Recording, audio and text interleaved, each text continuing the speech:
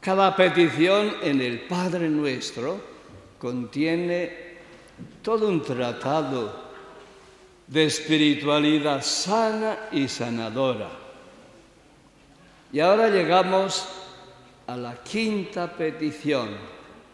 Cuando yo era niño, se decía así: perdona nuestras deudas, perdona nuestras deudas. Una traducción, los evangelios están escritos en griego, muy literal y acertada. No solamente que se ajusta al original griego, que se ajusta a la mente de Dios. Que a veces los sabios y los teólogos de este mundo andan un poco desorientados. Cuando yo volví de la India me llevé la gran sorpresa de que se decía: perdona nuestras ofensas. Y me explicaron que fue por esta razón, porque el Padre Nuestro se usa en todas las lenguas, en el castellano, en los países de Sudamérica, y en algunos países de Sudamérica estaban hasta el cuello de deudas y eso sonaba muy mal. Y tuvieron la idea muy sabia de cambiar perdona nuestras ofensas. En los evangelios hay dos versiones del Padre Nuestro, escritas las dos en griego. La versión de Mateo, que es la más larga, la que usamos normalmente, usa la palabra ofeilemata, que los expertos traducen deudas. Y San Jerónimo, un gran experto en griego que tradujo toda la Biblia del hebreo al latín y del griego al latín, la tradujo como deudas. Todavía lo recitamos en el Padre Nuestro en latín. Dimite nobis debita nostra, nuestras deudas. Hay otra versión en los evangelios, la de Lucas, más concisa.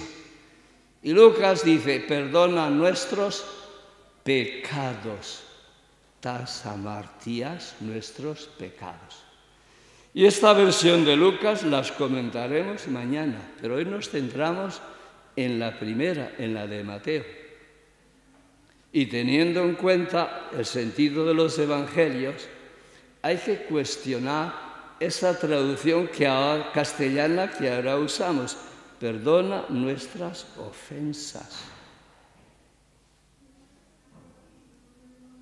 ¿Se da Dios por ofendido? Si miramos al Evangelio, yo no encuentro ni rastro de que Dios se dé por ofendido. ¿Cómo puedo decirle perdona nuestras ofensas? Sí perdona nuestras deudas, como nosotros perdonamos a nuestros deudores, como nosotros nos comprometemos a perdonar a nuestros deudores. Aquí sí que tenemos tela. Porque todos tenemos una deuda inmensa, impagable, una deuda de amor.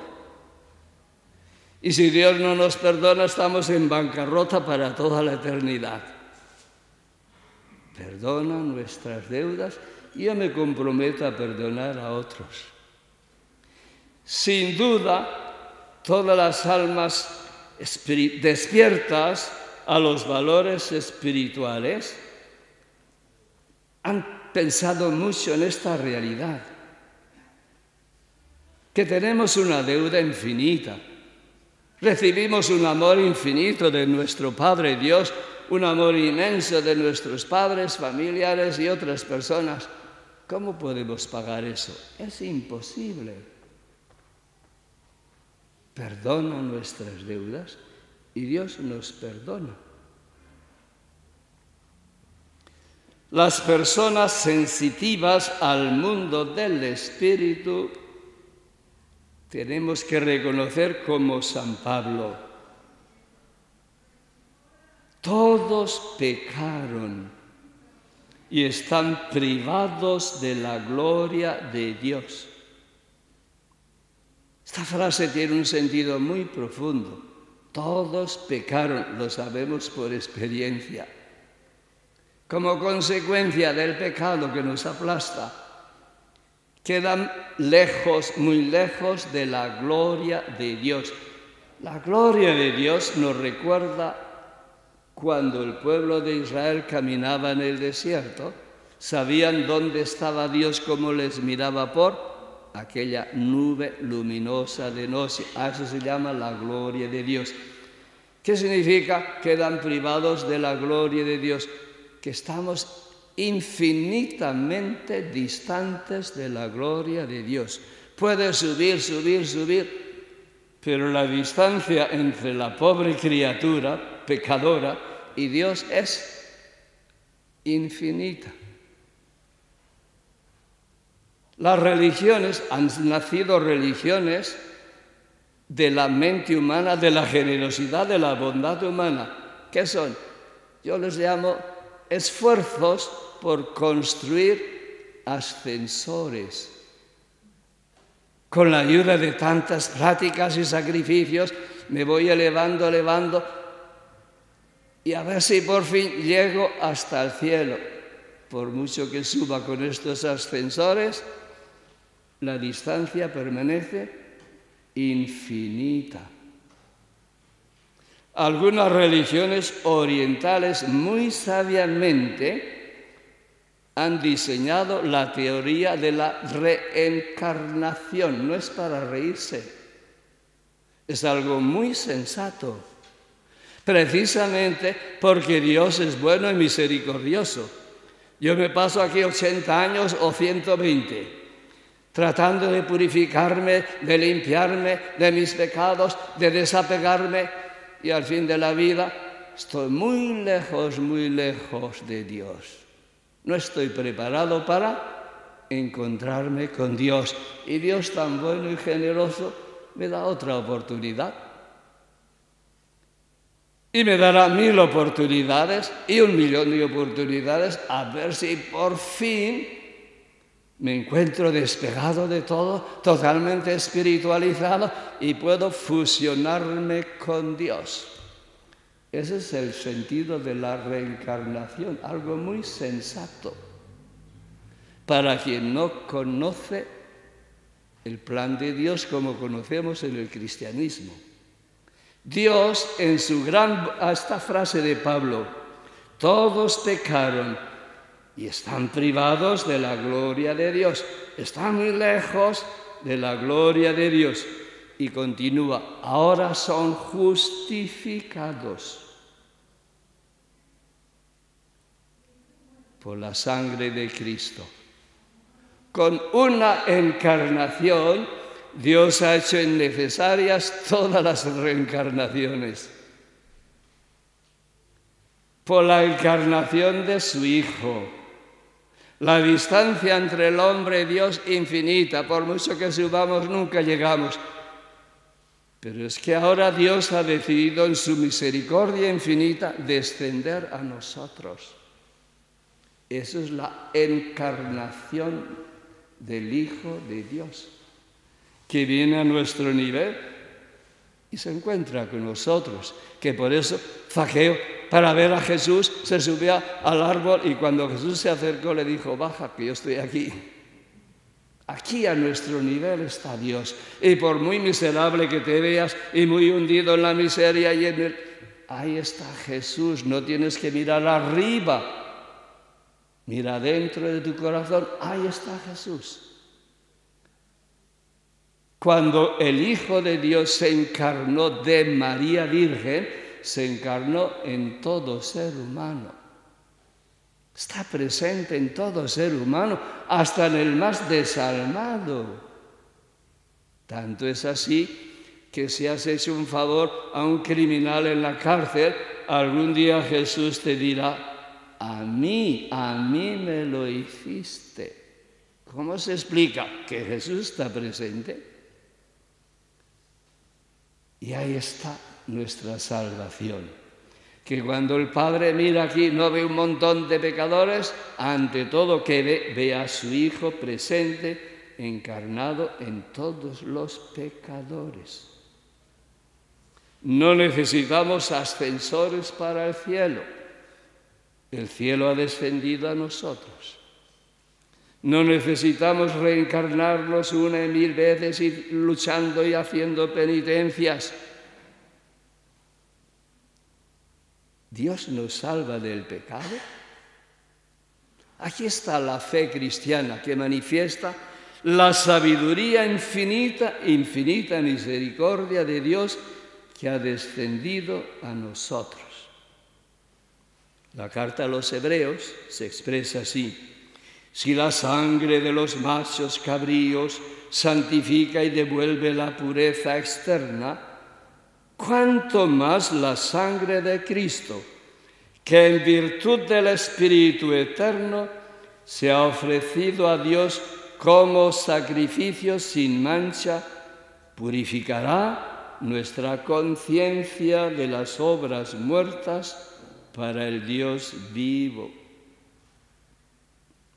Repito la frase de Pablo en Romanos capítulo 3. La carta a los Romanos y la carta a los Gálatas son básicas para captar el plan de Dios. Todos pecaron y quedan lejos de la gloria de Dios.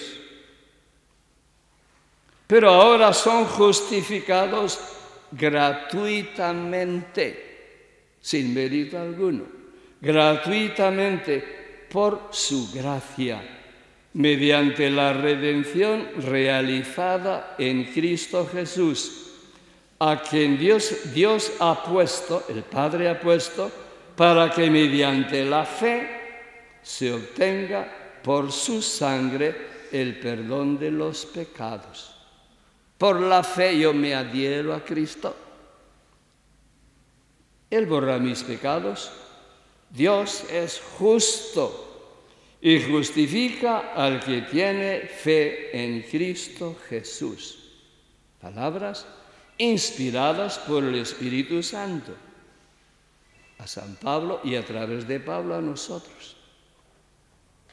Para captar la mente de Jesús, para vivir el Evangelio, es muy importante leer no solamente los 4 evangelistas, porque los evangelistas, los que escribieron los evangelios, recibieron el mensaje de Jesús de una comunidad, después de 30, 40 años que Jesús había pasado por este mundo. Y lo que escriben es lo que se vivía en la comunidad. Y Pablo lo recibió directamente del cielo. Por eso Pablo capta y expresa ciertos aspectos fundamentales del Evangelio, mejor que encontraremos en otros libros. Por las mañanas estamos hablando de Sor Isabel de la Trinidad. Toda su espiritualidad está basada en la doctrina de San Pablo. La fe en Cristo, eso es lo que nos salva. Pero fe es mucho más que aceptar unos cuantos dogmas, ritos, ceremonias, no. Fe es aceptar una persona viva, aceptar a Jesús, el Hijo de Dios, tal y como Dios lo ha enviado a este mundo. Y si miramos en fe a Jesús como Dios lo ha enviado, en primer lugar, ¿qué significa? El mismo nombre Jesús, Dios salva. Por voluntad de Dios, Jesús es el Salvador. Y tener fe significa que yo acepto a Jesús como el único que me salva. Que yo no me salvo con mis penitencias y ayunos. Jesús me salva cuando yo me adhiero a Él por la fe. Una fe total y absoluta es lo que necesitamos. Segundo, Jesús es maestro. Dios lo ha enviado como maestro. Pues yo le acepto como maestro y sé que su mensaje en gran parte está en los evangelios, en las cartas de Pablo, en el Nuevo Testamento. Pues tomo en serio que me cuesta comprar un librito del Nuevo Testamento y alimentar mi vida espiritual todos los días leyendo un pasaje. Ayer decía, o esta mañana, no me acuerdo, que en la Iglesia Católica tenemos una gran laguna. A partir del siglo XVI, en el Concilio de Trento, nos quedamos con los sacramentos muy importantes y los protestantes se quedaron con la Biblia. Y hasta hace un siglo, o algo menos, hemos tenido cierto reparo a abrir la Biblia a los católicos. Por favor. Sin la Biblia, el cristianismo es incompleto, sin los sacramentos es incompleto. Y aquí en la Biblia es donde encontramos la luz para vivir los sacramentos y para vivir la vida entera. Jesús es mi maestro, pues yo quiero aprender de él. Y hemos aprendido muchas cosas de otras fuentes, con buena intención, eso no se cuestiona, pero a veces que no concuerdan con lo que leemos en el Evangelio. Y es preciso ir borrando, limpiando nuestra mente de todo lo que no concuerda con el Evangelio y aceptar a Jesús en pura fe como maestro, como Salvador, como maestro y como Señor, como Señor. Buscar ante todo el agrado de mi Señor, la voluntad de mi Señor.